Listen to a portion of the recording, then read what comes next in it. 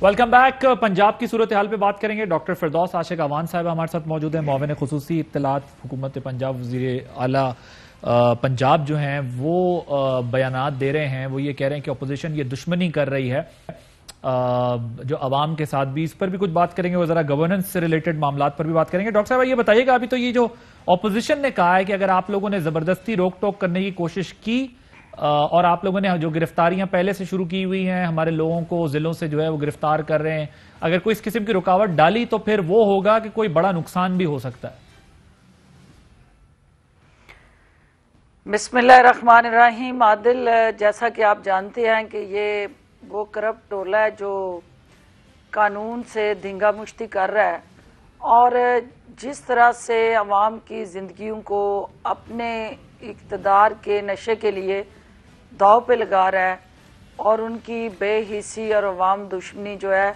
वो आप उनके बयानात से देख रहे हैं और मुसलसल जलसे इस बात की निशानदेही कर रहे हैं कि इस टोले को सिर्फ़ और सिर्फ अपने ऊपर जो करप्शन के केसेस हैं उनसे बचना है और एहतसाब के अमल को स्लो करने के लिए ये इस हुकूमत के आए दिन जो डेडलाइंस दे के लीडरशिप के ऊपर ताबड़तोड़ हमले करके ये समझते हैं कि इससे हुकूमत को प्रेशर में ले आएंगे, इनकी गिदड़ बबकियों से हम परेशान होंगे। इनकी इतला के लिए अर्ज़ है कि वज़ीर आज़म इमरान खान और हमारी जितनी भी अलाइड प्रोविंशियल गवर्नमेंट्स हैं इंक्लूडिंग प्रोविंशियल गवर्नमेंट पंजाब, उसके वज़ीर आला समेत कोई भी इनकी इन गिदड़ बबकियों से, इनके डराने धमकाने से, इनकी ये बेबुनियाद मन गढ़ंत गुफ्तगू से टस से मस नहीं होने वाला। ठीक, लेकिन पहले आप लोग इजाजत, आप लोगों ने इजाजत दे दी है अब जलसे की, जलसा कर लें। देखिए बात ये है आदिल कि ये हम इजाजत नहीं दे सकते। उसकी वजह ये है कि अदलिया ने इस पे कदगन लगाई है, अदालत ने इज्तिमात पे पाबंदी लगाई है और हुकूमत वक्त होते हुए कोई भी हुकूमत हो, PMLN का तो आपको पता है सोच का और उनका माइंडसेट जो था, कभी भी अदालतों के फैसलों के एहतराम के हवाले से उन्होंने जिस तरह से पजीराई बख्शी, तो हम रूल ऑफ लॉ पे बिलीव करते हैं। लेकिन डॉक्टर साहब अदालत ने कहा कि कोरोना के हुक्म पर हम अपना फैसला दे चुके हैं, सोसाइटी और एग्जीक्यूटिव दोनों अमल नहीं कर रहे। अदालत ने तो दोनों की तरफ इशारा दिया है, क्योंकि गवर्नमेंट की तरफ से भी जलसे किए गए, वज़रा की तरफ से भी जलसे किए गए। वो कहते हैं ना अपोजिशन अमल कर रही, ना सोसाइटी इसको फोकस कर रही है और ना एग्जीक्यूटिव फोकस कर रही। देखिए एग्जीक्यूटिव का एक रोल है जो पब्लिक सर्विस डिलीवरी से जुड़ा है और हुकूमतें जो हैं वो हाथ पे हाथ रख के दफ्तरों में कैद नहीं हुआ करती। हुकूमतें अगर अवाम से छुपना शुरू हो जाएं, घरों में अपने आप को कैद कर लें, तो आवाम के हौसले पस्त होंगे और जो आपका डे टू डे हुकूमती अमूर का बिजनेस है वो ठप हो जाएगा। तो जब हुकूमत के दफातर बंद होंगे तो उसका सबसे ज़्यादा नुकसान जो है वो आवाम को होगा। तो हुकूमत ने ऑपरेशनल भी रहना है, फंक्शनल भी रहना है, लेकिन उसके साथ साथ SOP पे अमल करते हुए आवाम को जो रिलीफ और उनके बुनियादी हकूक हैं वो पहुँचाने हैं। एक हमारी आईनी और कानूनी जिम्मेदारी है, दूसरी तरफ शुगलिया मशगला है कि जो अपोजिशन सियासी जलसों के ज़रिए करना चाहती है। तो दोनों के कंडक्ट में बड़ा फ़र्क है। अपोजिशन वो जलसे करे, हमें कोई एतराज़ नहीं, लेकिन ये देखे कि इस वक्त क्या पाकिस्तान के अवाम जो है वो कोरोना की जद में जिस बुरी तरह से जकड़े हुए हैं, उस सूरत हाल में उन्हें उस भट्टी में झोंकना और कोरोना के फैलाव के लिए इज्तिमात करना और फिर आवाम की सेहत पे खेलते हुए अपने सोमनाथ के मंदिर तमीर करना, ये बेहिस अपोजिशन का सिर्फ और सिर्फ ज़ाती एजेंडा है। और अवाम, आपने देखा कि असल में ये वो बुखलाहट है जो मुल्तान में अवाम ने इनको मुस्तरद करके दिखाई, जो पेशावर में दिखाई, जो अब तक के हर जलसे में अवाम ने इनसे लातल्की की। तो ये अब फ्रस्ट्रेशन में, बुखलाहट में, डिप्रेशन में इस तरह के बयानिए दे के मीडिया की स्क्रीन पे जिंदा रहना चाहते हैं। तो हम इनको आईनी और कानूनी महाज पे ہر طرح کی سہولت کاری کریں گے،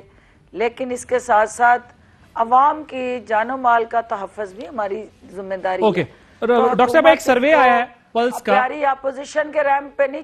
چھوڑ سکتی۔ ایک سروے آیا ہے پلس کا جس میں انہوں نے کہا ہے کہ 47% افراد پنجاب کی حکومت کی کارکردگی سے مطمئن نہیں۔ آپ اس سروے سے اتفاق کرتی؟ دیکھیں، آپ کو بھی پتا ہے کہ سرویز کا کیا ہوتا ہے، ایک لیمیٹڈ سکوپ ہوتا ہے اور لیمیٹڈ ان کا آڈینس اور کمیونیکیشن ہوتی ہے، اور حالات اور صورتحال کے مطابق وہ نیریٹو بھی بلٹ ہوتا ہے۔ میں سمجھتی ہوں کہ جو پنجاب کے اندر اس وقت میں آ کے جس صورتحال کو دیکھ رہی ہوں، 2.5 سال جو کام عثمان بزدار صاحب نے کیا ایز وزیر اعلیٰ پنجاب،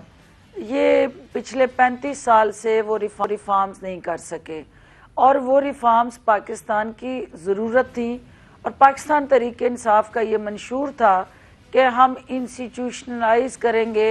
اپنی تمام پالیسیز کو اور انسٹیٹیوشن بلڈنگ کی طرف جائیں گے، اداروں کو بنائیں گے، اداروں کو بااختیار کریں گے، اداروں کو مضبوط کریں گے، اور مضبوط ادارے ہی گڈ گورننس کی ضمانت ہوتے ہیں۔ یہاں چونکہ یہ ہوا کہ ون مین شو ہوتا رہا، تمام طاقت کا سرچشمہ فرد واحد کے چھتری کے نیچے رہا، اور وہ فرد واحد انگلی کے اشارے پہ پورے سیاسی اور جو گورننس کا سسٹم تھا انتظامی، اس کو اپنی انگلی کے اشاروں پہ نچاتا رہا، اور ضلع سبحانی اور شہنشاہ عالم کی خواہشات کے تابع قوانین بھی رہے، ادارے بھی رہے، اور انتظامیہ بھی رہی۔ اب عثمان بزدار صاحب کی قیادت میں پنجاب کو ایک ایسا وزیر اعلیٰ جس کا دامن بھی صاف ہے، جو با کردار ہے، جس کے قول اور فعل میں تضاد نہیں ہے، وہ رنگ بازی، شو بازی اور خود نمائی کے لیے ایسے منصوبوں کے افتتاح نہیں کرتا جس کا عوام سے اس کے ریلیف سے تعلق نہ ہو، اور وہ بڑکے مارنے کی بجائے عملی طور پہ کام پہ یقین رکھتا ہے۔ اور یہی وہ وجہ ہے کہ جو حقیقی عوام ہے، جو یہ سمجھتے ہیں کہ پاکستان کی تاریخ میں سب سے بڑا جو صوبہ پنجاب ہے، اس کی جو قانون سازی ہے، جو اس کی ریفارمز ہیں، وہ ایجوکیشن ریفارمز ہیں، وہ ہیلتھ ریفارمز ہیں، وہ ایگریکلچر ریفارمز ہیں، وہ ہماری اوورآل اکنامک ریفارمز ہیں، سوشل سیکٹر ریفارمز ہیں، اور پھر آپ کو چونکہ صوبے کے اندر ایک کلچرل ویلیوز انٹیکٹ رکھتے ہوئے یہاں سیاحت کے اندر جو ریولوشن ہوئے، جو یہاں پہ اوورآل آپ کو پتہ ہے کہ لاہور زندہ نے صوبہ کا دارالخلافہ ہوتے ہوئے ایک ایسا شہر ہے جہاں ٹرینڈ سیٹ ہوتے ہیں۔ یہاں ترقی کا محور اور مرکز جو تھا وہ صرف بڑے شہروں کو رکھا گیا، پسماندہ علاقے اسپیشلی ساؤتھ پنجاب جو ہے اس کے اندر رہنے والے عوام جو ہے وہ ان سہولیات سے محروم ہے۔